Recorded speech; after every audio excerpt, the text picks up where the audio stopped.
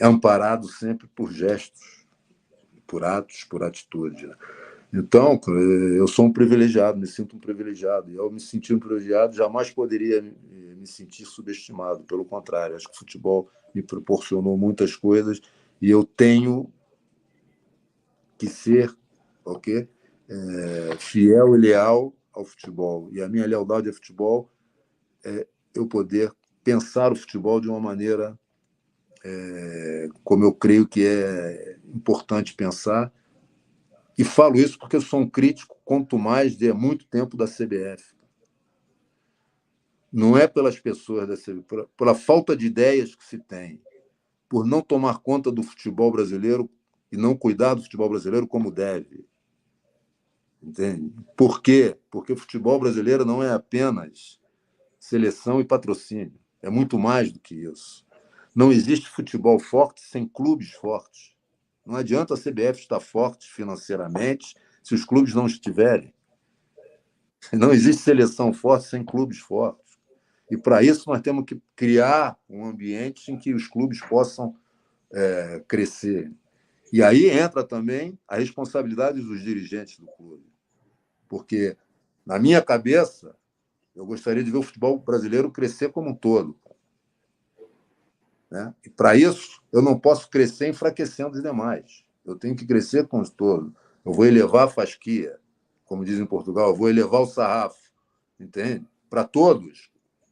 É um produto, nós temos que cuidar desse produto. O que passou no Campeonato Brasileiro ano passado, em termos de disputa, de título, de Libertadores, de Sul-Americana e de descenso, é impensável em qualquer outro lugar do mundo. Então, é um produto que pode ser consumido por o mundo todo do futebol. Agora, nós precisamos cuidar disso. Agora, com atitudes como essa que foi tomada agora, de aumentar o número de jogadores estrangeiros, isso é não cuidar do futebol brasileiro. Então, aqueles que pensam que a formação é importante, e eu estou incluído nisso, porque eu dou um valor enorme à formação, foi um impacto, uma pancada, um golpe muito duro. Porque nós temos...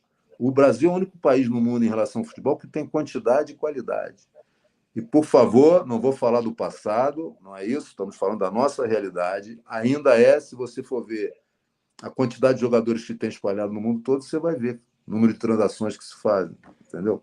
Número de jogadores que, de repente, saem daqui do Brasil por falta de oportunidade e aparecem no futebol europeu, e aí nós vamos lá buscar esse jogador. Ele, de repente, passou na sua própria equipe, seu próprio clube.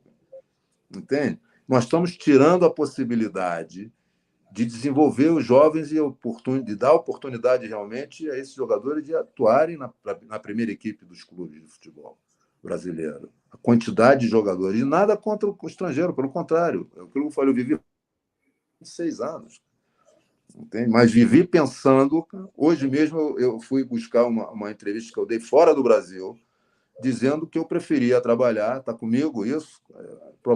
Preferia trabalhar com jovens do que estrangeiros que não aportassem nada. Não falei isso aqui no Brasil, falei fora, em um trabalho que eu fiz fora. Entendeu? Porque é aquilo que eu acredito. Então, para mim, foi um golpe duríssimo, uma vez mais. E os clubes estão envolvidos nisso. Aí não é apenas a CBF. Entende? Então, eu sou um crítico, quanto mais porque penso que cuidar do futebol brasileiro é um dever de todos nós. Entende? Agora, não é só pensar na seleção. Hoje é muito simples e muito fácil criticar a seleção pela falta de resultados. Né? O que vem acontecendo em todas as faixas etárias, entende? Mas há um porquê disso. Há um porquê. Então, a ponta final, criticar, é muito simples, é uma atitude simplista. Nós temos que pensar a falta de cuidado que há anos vem acontecendo no futebol brasileiro. Então, aí eu sou um crítico e continuarei a ser, entende? E quero não quero associar o meu nome e por tudo aquilo que eu vivi no futebol brasileiro a algumas situações que acontecem em relação à própria